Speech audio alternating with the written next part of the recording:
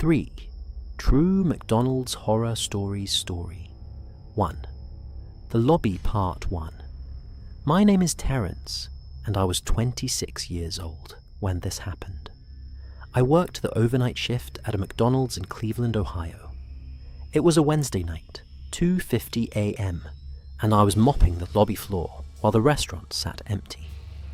We were a 24-hour location, but business died completely between 2 and 5 in the morning. That is when I heard the sound. A soft thump coming from inside the walls. I stopped mopping and listened.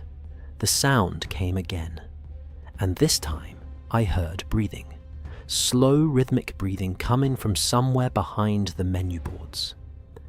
Subscribe now and leave a comment below, because what was living inside those walls still haunts me to this day. Part 2.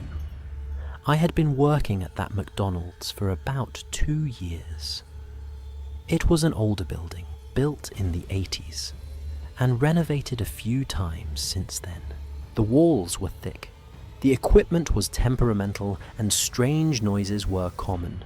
Pipes, clanking vents rattling the ice machine, making sounds like a dying animal at 3 in the morning. You learned to ignore most of it. The overnight shift had its own rhythm, and strange sounds were just part of the background. My crew that night was small, just me handling the front, a guy named Deshaun working the grill, and our shift manager Tonya doing paperwork in the back office. We had maybe 5 customers between midnight and 3 a.m., all of them drive-thru. The lobby had been empty for hours. I was mopping near the front counter, working my way toward the doors, when I heard the thump. It came from the wall behind the menu boards, the area where the wiring and plumbing ran between the kitchen and the dining area. I assumed something had fallen off a shelf in the back, or maybe a pipe had shifted. Then I heard the breathing. It was faint, but unmistakable. The sound of someone taking slow, deep breaths, coming from inside the wall. Part 3. I set down the mop and walked closer to the menu boards. The breathing continued, in and out, steady and calm, like someone sleeping. "Hello," I called out, feeling stupid even as I said it. "Is someone there?" The breathing stopped. Silence. I stood there for a long moment listening. Nothing. I was about to convince myself I had imagined the whole thing when I heard a different sound. A soft scraping, like something moving against drywall. And then a voice. "Please do not tell anyone." I jumped backward, knocking over my mop bucket. Dirty water spread across the floor I had just cleaned. The voice was male, quiet, pleading. It was coming from behind the menu boards, from inside the wall. "Who is there?" I demanded. "Come out right now." "I cannot. Not yet. Please just pretend you did not hear anything. I will be quiet. I promise." My heart was pounding. Someone was living in our walls. Part 4. I ran to the back and found Tonya in the office. "There is someone in the walls," I said, my voice shaking. "Behind the menu boards. I heard him breathing and he talked to me." Tonya looked at me like I'd lost my mind. "In the walls?" "Yes. There is a man living inside the wall cavity. He asked me not to tell anyone." She stood up slowly. "Show me." We walked back to the lobby together. I pointed at the section of wall where I'd heard the voice.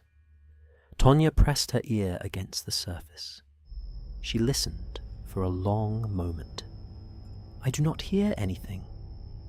"He was there. I heard him breathing. He spoke to me." She pulled out her phone. "I'm calling the police. If someone is in there, they will find them." While she made the call, I kept watching the wall. Nothing moved. No sounds came from behind the boards. But I knew what I had heard. Someone was in there, hiding, listening. Part 5. The police arrived about 20 minutes later. 2 officers who looked tired and skeptical until Tonya explained the situation. Someone was speaking to him from inside the wall. That is what he says. I did not hear anything, but he seems certain. One of the officers walked to the menu board area and knocked on the wall. Police. If someone is in there, come out. Now. Silence. He knocked again. Last warning. Come out, or we are coming in. Nothing. The officers looked at each other. We're going to need to open this wall up. Is there an access panel or something? Tonya nodded. There is a maintenance hatch in the back. It leads to the space between the walls. We went to the back of the restaurant to a small door that I had never paid much attention to. Tonya unlocked it with a key from her ring. The space beyond was dark and narrow, filled with pipes and wiring. One of the officers shone his flashlight inside. Police, anyone in there? Silence. He climbed through the hatch, his partner following. I could hear their footsteps echoing in the narrow space. Then I heard one of them shout. We have got someone, get down, get on the ground now. Part 6. They dragged him out through the maintenance hatch. A man, maybe 40 years old, thin and dirty, wearing clothes that looked like they had not been washed in weeks. He did not resist. He just hung his head, defeated. How long have you been in there? One of the officers demanded. The man mumbled something I could not hear. Speak up. 3 weeks, he said louder this time. I have been in there for 3 weeks. 3 weeks. Someone had been living in our walls for 3 weeks, and none of us had known. The officers searched the space where they had found him. What they discovered made my stomach turn. He had created a nest in a wider section of the wall cavity. Blankets, pillows, empty food containers. He had been stealing food from our kitchen at night, coming out when everyone was focused on the drive-thru. And he had photographs. Dozens of photographs of employees taken from hiding spots throughout the restaurant.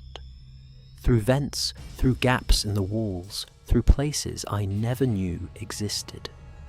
There were photographs of me, of Tonya, of Deshawn, of everyone who worked at the restaurant. He had been watching us for 3 weeks, learning our routines, taking pictures. Part 7. His name was Eugene Walter Hawkins, 43 years old. He had a history of mental illness and had been homeless for over a year. The police said he had been targeting fast food restaurants, looking for places where he could hide and survive. He had been caught in a Wendy's 6 months earlier, living in a similar wall cavity. But the photographs were harder to explain. Why the pictures? The detective asked him. Eugene just shrugged. I liked watching them.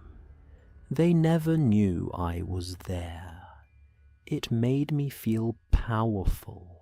The detective told me later that Eugene's notebook contained detailed observations about every employee. Our schedules, our habits, our conversations. He knew things about us that we thought were private. There were also notes about which employees would be easiest and which ones to avoid. The detective would not tell me what that meant, but I could guess. Eugene Hawkins was arrested and charged with trespassing, burglary, and stalking. Given his history, the prosecutor sought psychiatric evaluation. He is currently in a state mental facility awaiting trial. Part 8. I quit my job at McDonald's 2 weeks after they found Eugene.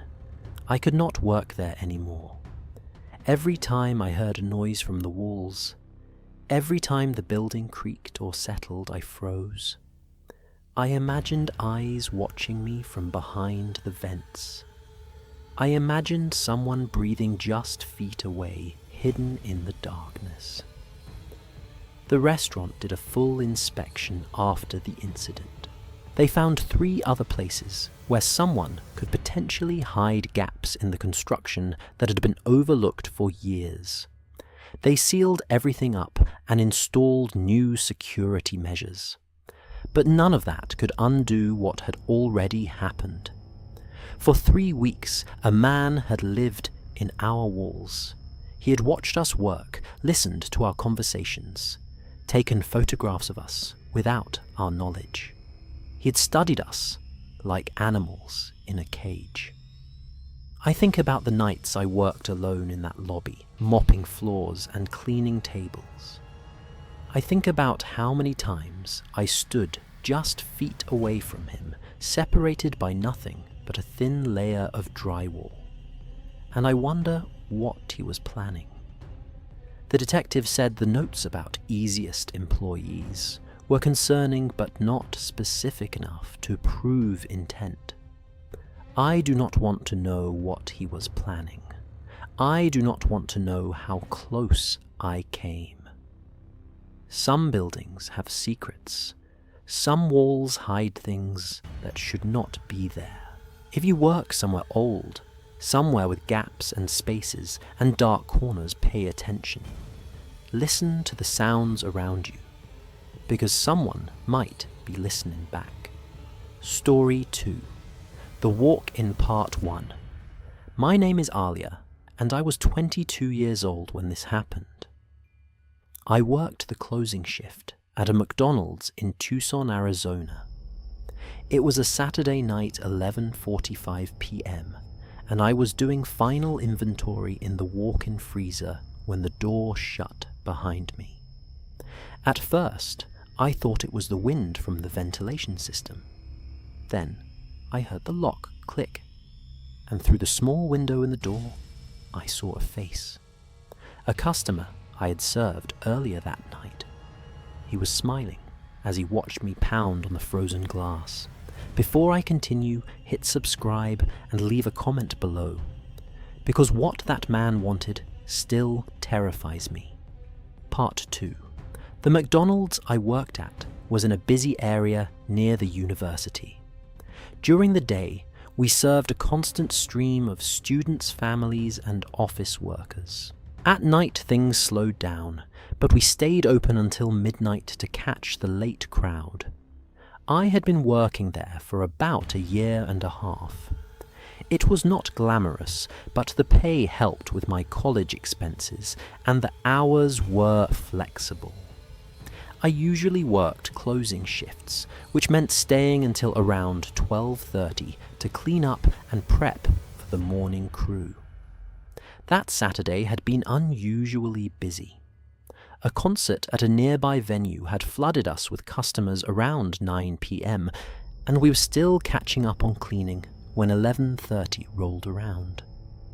My co-workers had left early one by one, until it was just me and my manager, a guy named Victor, finishing up. Victor was in the back office counting the register. I was handling the final inventory check, which meant going into the walk-in freezer to count frozen stock. The freezer was at the back of the kitchen, a heavy metal door with a small window at eye level. Inside, it was cold enough to see your breath, lined with shelves of frozen patties, fries, and breakfast items.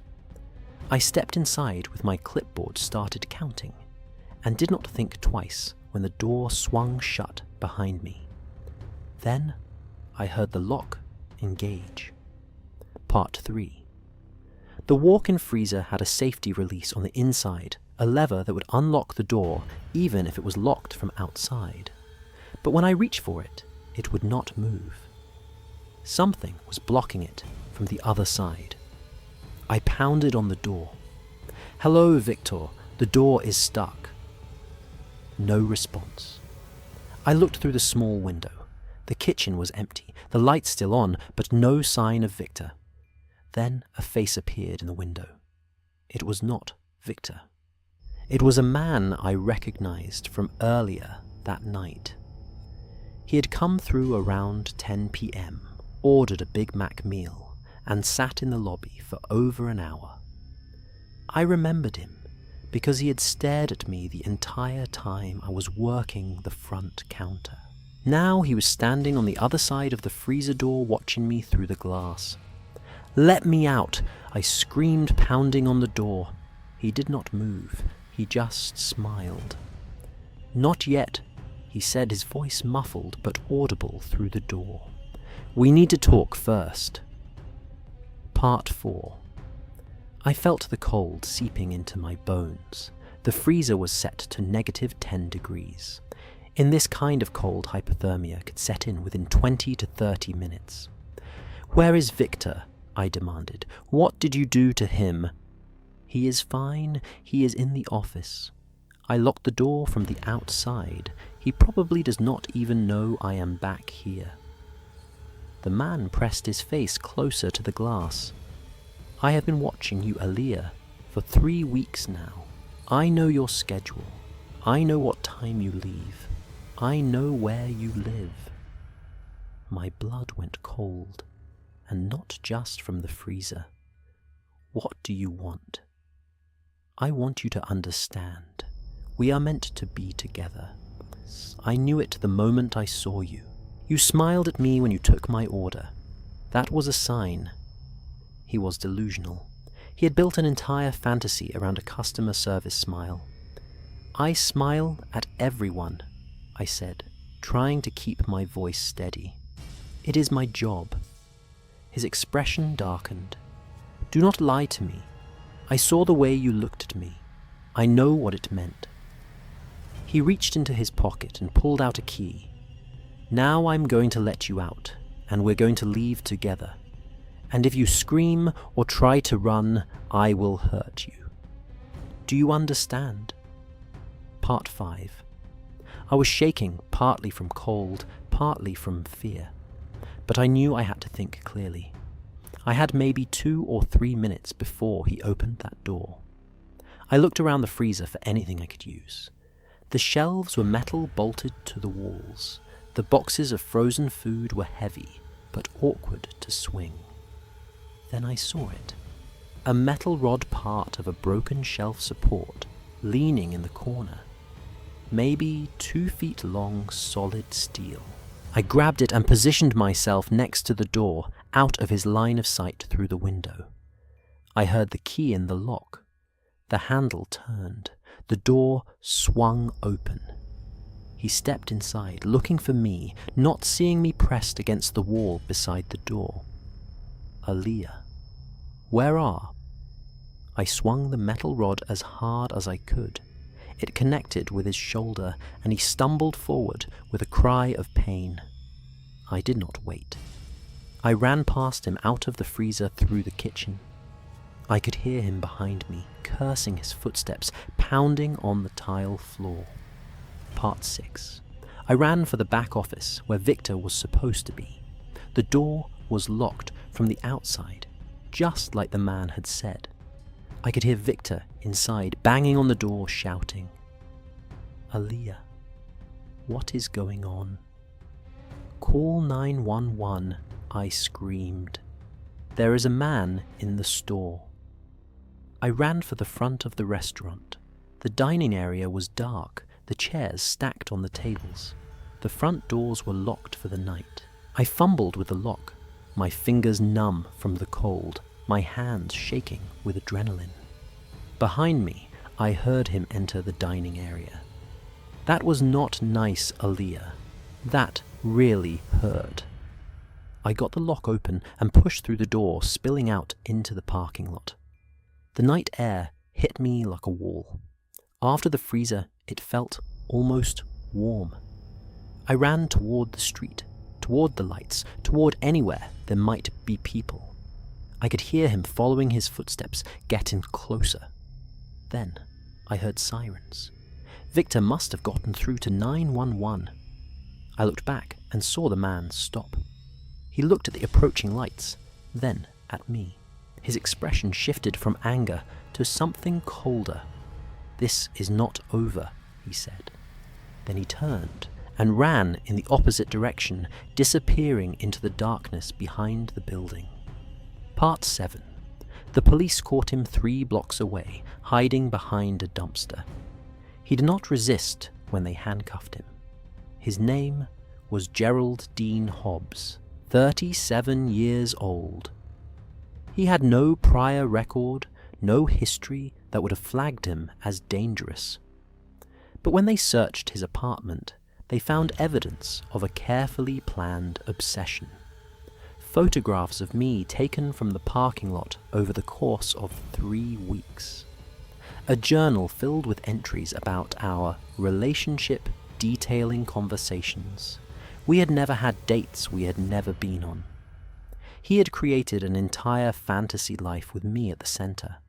And he had plans, detailed plans about how he would convince me to be with him. The freezer was just the first step. He had rented a cabin in the mountains where he intended to take me. The police said I was lucky. The metal rod, the unlocked front door, the timing of Victor's 911 call. Any one of those things could have gone differently. Gerald Hobbs was charged with stalking, false imprisonment, and attempted kidnapping. Given the evidence found in his apartment, the prosecutor pushed for the maximum sentence. He is currently serving 12 years in an Arizona state prison. Part 8. I quit my job the day after the incident. I could not go back to that restaurant. Every time I thought about it, I felt the cold of the freezer seeping into my bones. I saw his face through the window smiling while I froze. Victor felt terrible about what happened. He said he had no idea someone had followed him back from the bathroom and locked him in the office. He had been banging on the door for 10 minutes before he finally got his phone and called for help. I do not blame him. I blame Gerald Hobbs. I blame his delusion that a smile from a fast food worker meant something more. I blame the fantasy he built in his head, the one where I was already his. I just did not know it yet. I transferred to a different college, in a different city. I changed my phone number, deleted my social media, started over. But I still have nightmares about that freezer, about the cold creeping in the door that would not open the face in the window. I am 27 now. I do not work in food service anymore. I do not smile at strangers unless I have to, because I learned that some people see things that are not there. They take a moment of politeness and twist it into something else, something that exists only in their minds. And once they decide you belong to them, they will do anything to make it real. If you work with the public, please be careful. Pay attention to the customers who linger too long, who stare too intensely, who come back too often, because you never know who might be building a fantasy around you, and you never know how far they will go to make that fantasy come true. Story 3. The Drive-thru Part 1. My name is Cameron, and I was 19 years old when this happened. I worked the late shift at a McDonald's in suburban Portland, Oregon. It was a Friday night, 12:15 a.m., and I was alone at the drive-thru window while my co-worker handled the kitchen. A car had just pulled up to collect an order, a dark sedan with tinted windows. When I slid open the window to hand over the food, the driver reached out and grabbed my wrist. He pulled me halfway through the window before I could react, and I felt something cold and sharp press against my palm. A knife. He looked at me with empty eyes and said, "You are coming with me. subscribe now and leave a comment. Because what happened in the next 60 seconds saved my life. Part 2. The McDonald's I worked at was a 24-hour location on a busy commercial strip. During the day, we served a constant stream of customers. At night, things slowed down, but we still got steady business from the bars and clubs nearby. The late shift was my favorite. The pace was manageable. The tips from drunk customers were decent, and I could listen to music through one earbud while I worked. It was not glamorous, but it paid for my community college classes. That Friday had been normal until it was not. The dinner rush had faded by 10, and by midnight we were down to maybe one car every 15 minutes. My co-worker Marcus was in the kitchen prepping food and cleaning equipment. I was running the drive-thru window by myself, taking orders and handing out bags. Around 12:10, a car pulled up to the speaker and ordered a quarter-pounder meal with a large Coke. Nothing unusual about that.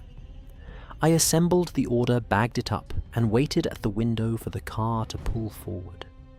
It was a dark sedan, older model, with tinted windows so dark I couldn't see inside. When it stopped at my window, the driver's side glass rolled down slowly. The driver was maybe 40, with a shaved head, and a face that looked like it had been carved from stone. His eyes were flat, expressionless, like someone had scooped out whatever made him human. I held out the bag. That will be $8.47. He did not take the bag. He did not reach for his wallet. He reached for me. Part 3. His hand shot out and grabbed my wrist with a grip like a vice. I tried to pull back, but he was stronger. He yanked me forward, and I felt my chest hit the window frame as my upper body was dragged halfway out of the building. Then I felt the knife.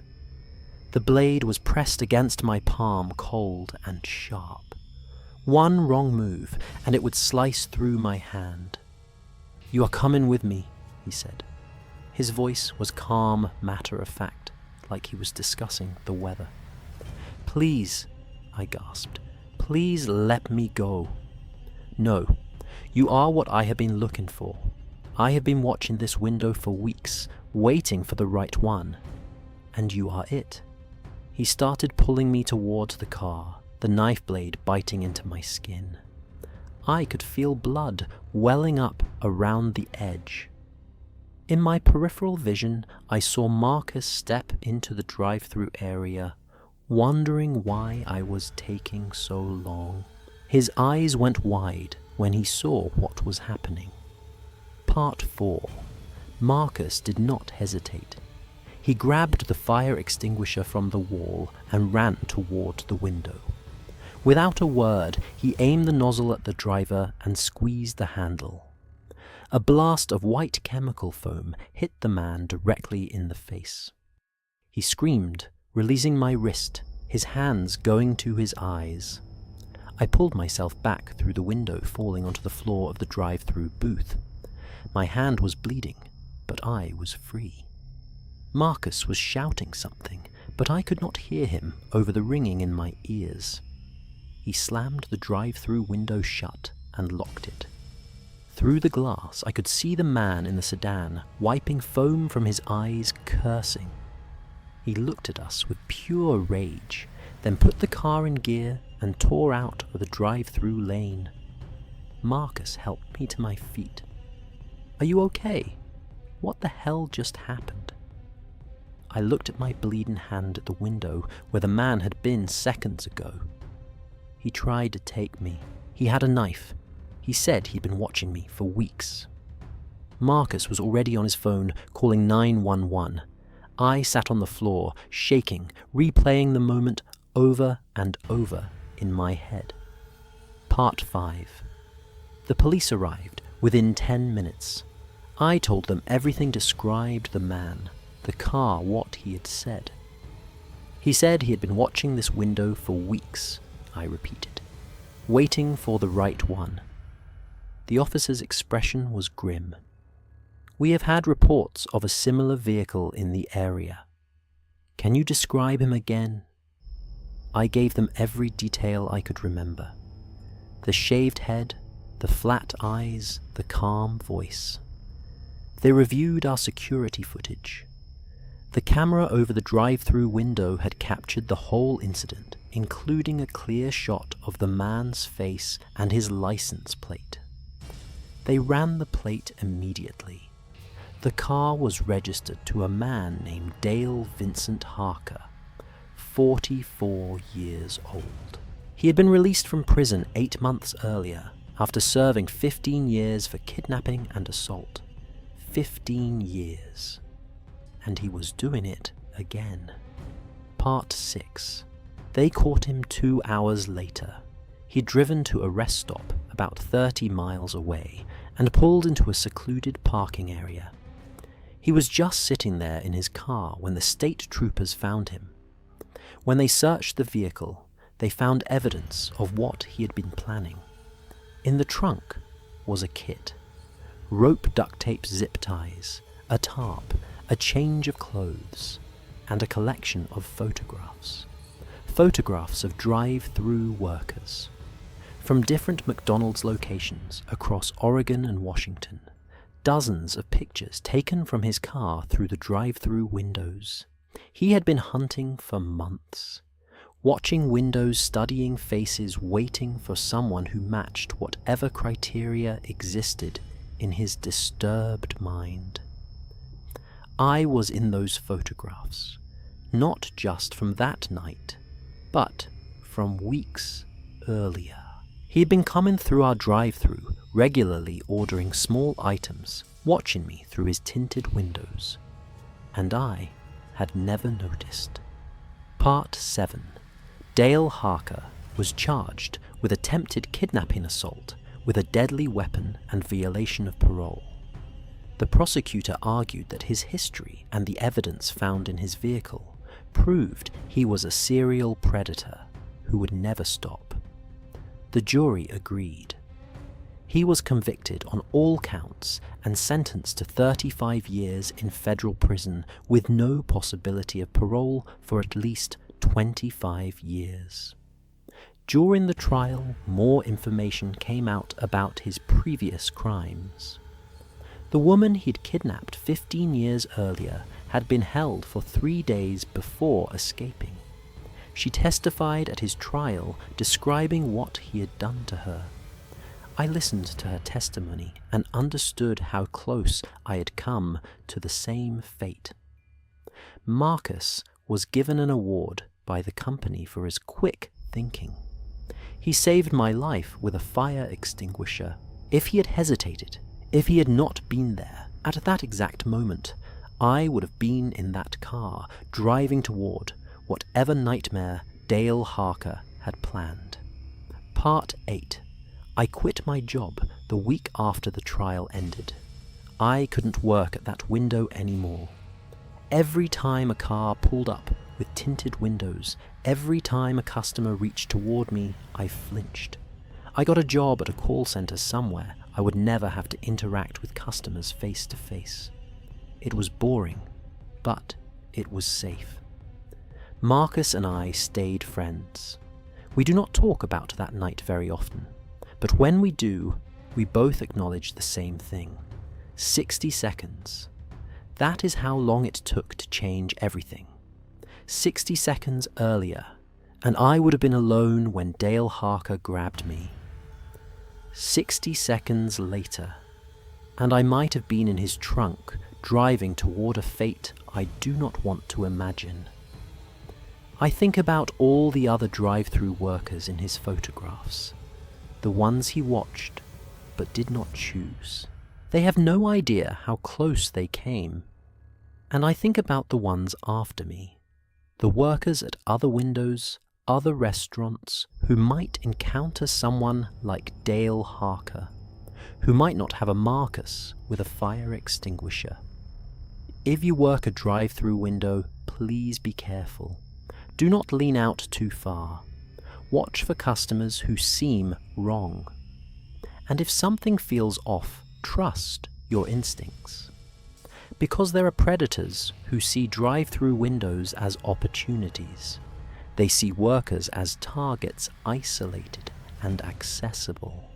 And they are out there right now, watching and waiting. Do not let them catch you alone.